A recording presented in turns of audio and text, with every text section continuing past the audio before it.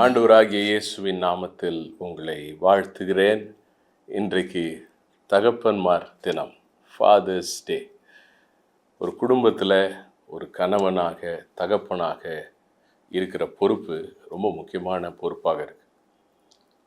வேதத்தில் பார்க்கும்போது அப்பா என்கிற ஸ்தானம் அல்லது கணவன் என்கிற ஸ்தானம், அது 3 காரியங்கள் செய்யக்கூடிய வண்ணமாக தேவன் வடிவமைத்திருக்கிறார். முதலாவது, ஒரு அப்பா தன்னுடைய வீட்டுக்கு ஒரு ஆசாரியனாக, ப்ரீஸ்டாக இருக்கணும்னு ஆண்டவர் விரும்புகிறார். அப்படின்னா என்ன அர்த்தம்? தன்னுடைய குடும்பத்துக்காக ஜெபிக்கிற ஒரு தகப்பன், பிள்ளைகளுக்காக ஜெபிக்கிற தகப்பன். ஏன்னா ஆசாரியர்கள் எப்பொழுதுமே தேவனோடு ஜனங்களை கனெக்ட் பண்ணுறதுக்காக ஜனங்கள் சார்பிலே தேவனிடத்தில் போனார்கள். ஜெபிக்கிற தகப்பன்மாரை வேதத்தில் நம்ம பார்க்குறோம். ஆபிரகாம், யாக்கோபு, ஈசாக்கு ஜெபிக்கிற தகப்பன்மாராக இருந்தாங்க. 2வது, ஒரு கணவன் அல்லது தகப்பன் ஒரு தீர்க்கதரிசியாக தேவன் பார்க்கிறார்.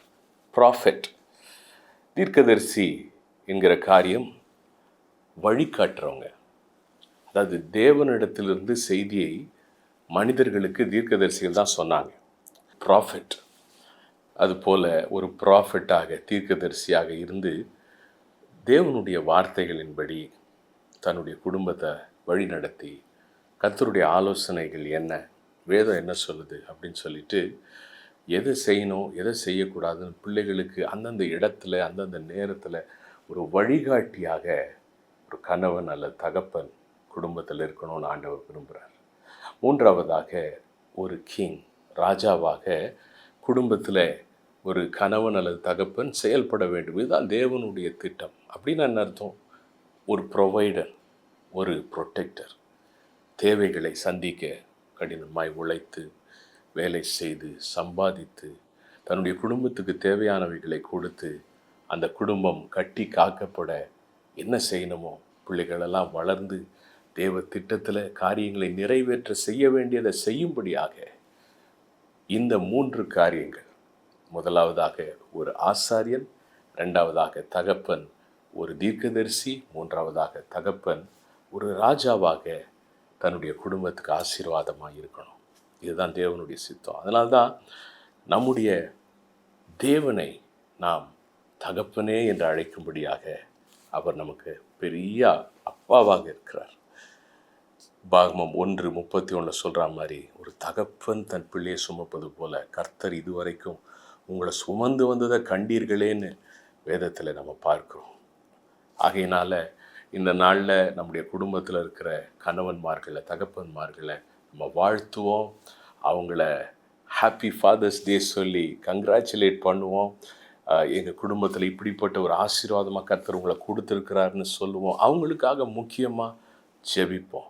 குறிப்பாக இந்த நேரத்தில் தகப்பன் இல்லாத அல்லது கணவனை இழந்த குடும்பங்கள், அப்படிப்பட்டவங்களுக்கு வேதம் சொல்லுகிறது, அவரே தகப்பன் இல்லாதவர்களுக்கு, தமிழில் திக்கற்றன்னு போட்டிருக்கு, இங்கிலீஷில் ஃபாதர்லெஸ், தகப்பன் இல்லாதவர்களுக்கு அவரே தகப்பனாக இருக்கிறார். சங்கீதம் 68 வேதம் சொல்லுது. என்ன ஒரு ஆறுதல்! அப்படின்னா தேவனே உங்களுடைய அப்பா, தேவனே உங்களுக்காக உங்களை கைட் பண்ணுவார், உங்களுக்காக அவர் எல்லாம் செய்வார், உங்களை பாதுகாப்பார். அதனால் இன்றைக்கி தேவனை பார்த்து, அப்படிப்பட்டவர்கள் மாத்திரம் நம்ம எல்லாருமே சேர்ந்து பரம தகப்பனாக நீங்கள் எங்களுக்கு இருக்கிறீங்களே, உமக்கு நன்றின்னு சொல்லும்போது எவ்வளோ ஒரு பெரிய சந்தோஷப்படுவார் தெரியுமா? பூலோக அப்பா அம்மாரையும் நம்ம வாழ்த்துவோம், நம்முடைய பரம தகப்பனையும் வாழ்த்துவோம்.